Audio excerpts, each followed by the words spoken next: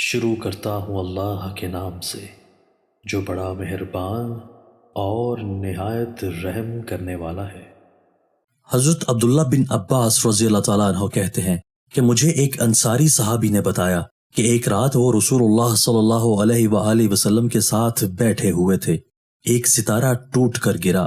رسول اللہ صلی اللہ علیہ وآلہ وسلم نے ان سے کہا، تم زمانہ جاہلیت میں کیا کہا کرتے تھے جب اس طرح کوئی ستارہ ٹوٹتا؟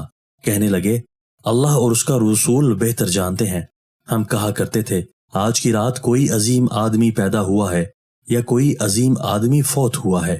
رسول اللہ صلی اللہ علیہ وآلہ وسلم نے فرمایا، یہ کسی کی موت یا زندگی کی وجہ سے نہیں ٹوٹتا۔ معاملہ اس طرح ہے کہ جب ہمارا رب تبارک و تعالیٰ کسی معاملے کا فیصلہ کرتا ہے تو عرش اٹھانے والے فرشتے تسبیح بیان کرتے ہیں۔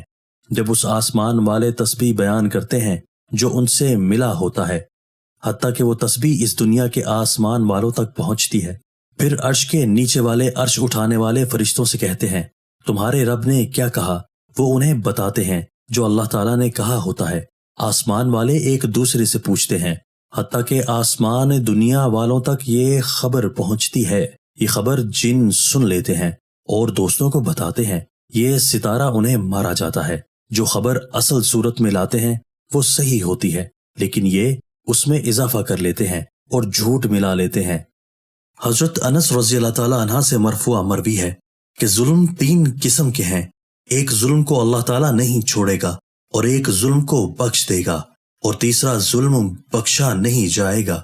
وہ ظلم جو بخشا نہیں جائے گا وہ شرک ہے جسے اللہ تعالیٰ معاف نہیں کرے گا، اور وہ ظلم جسے اللہ تعالیٰ بخش دے گا تو وہ یہ ظلم ہے جو بندے اور اس کے رب کے درمیان ہے، اور وہ ظلم جسے چھوڑا نہیں جائے گا وہ بندوں کے ظلم ہے۔ اللہ تعالیٰ ایک دوسرے کو بدلہ لے کر دے گا۔ دوستو، اللہ تعالیٰ ہمیں ان احادیث مبارکہ پر عمل کرنے اور اپنی زندگیوں کو سنوارنے کی توفیق عطا فرمائے۔